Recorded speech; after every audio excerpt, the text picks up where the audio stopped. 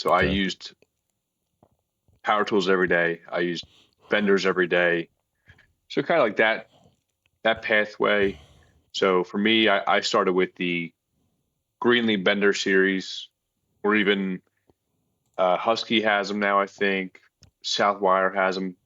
They have like the manual hand benders, but Greenlee is my go-to. The ratcheting 1800 series bender. I use that just about every day of my career when I was in commercial industrial.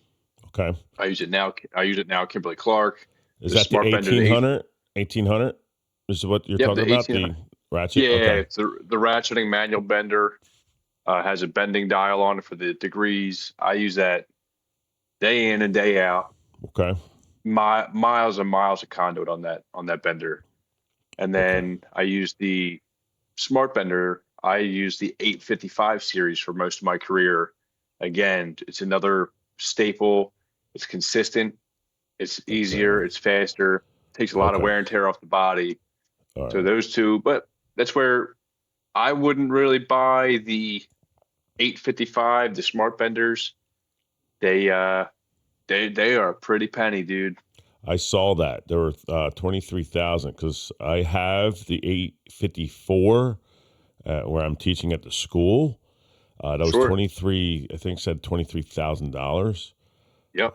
And the whole time I thought the bender was off because every time I would bend a 90, it was at 87. But what did you just tell me offline? Why was that happening? Because I'll be honest, I have not used a smart bender. I've always Yeah, used so a the manual bender.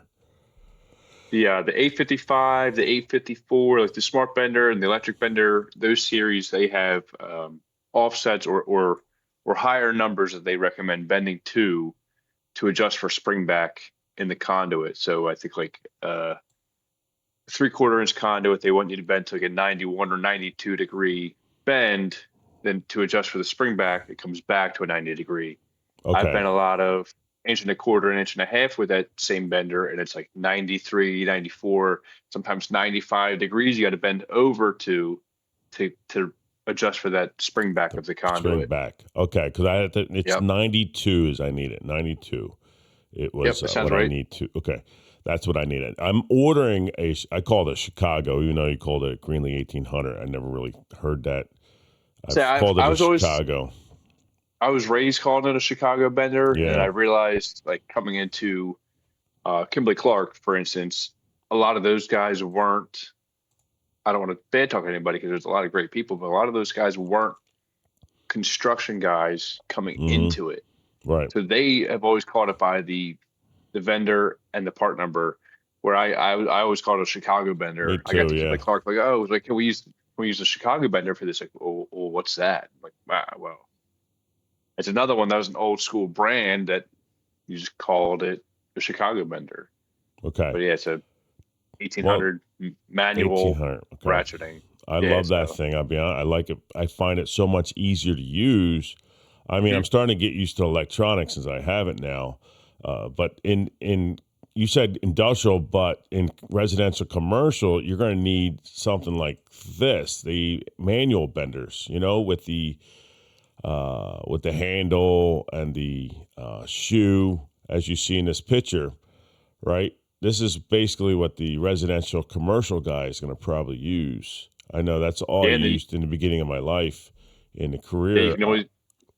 you can even go back even further.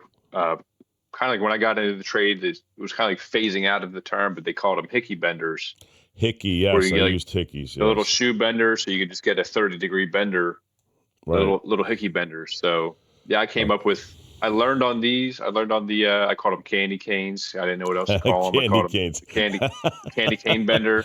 Yes, So I learned on those, and then I went to right into.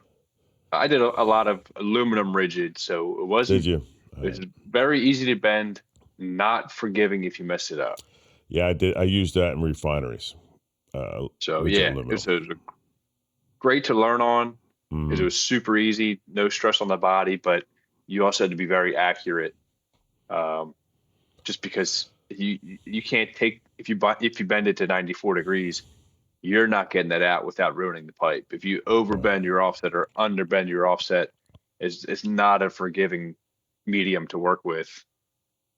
So you're saying benders. I mean, you said that's a tool you use. Why do you think they need that?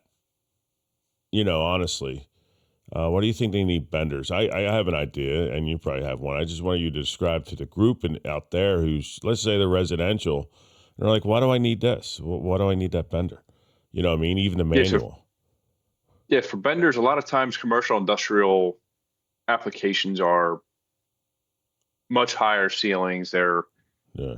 underground. They're through the walls. Like, I know residential goes through the walls. They have some conduit. They do have some benders, but industrial, sometimes you run a conduit 40 feet in the air.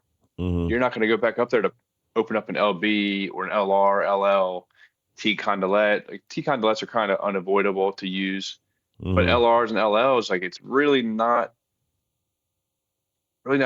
fun to go back and go 40 feet up in the air to pull wire where you just Okay. have back, you can have two 90s instead of two conduits. Now you got to go up and pull wire. It's adding extra steps. Mm-hmm.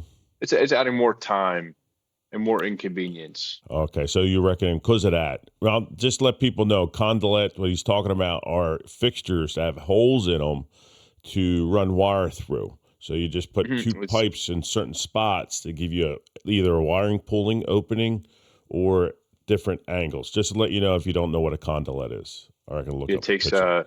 it takes no skill to use Mm-hmm. those. So that's one thing is always taboo because anybody can install a conduit body.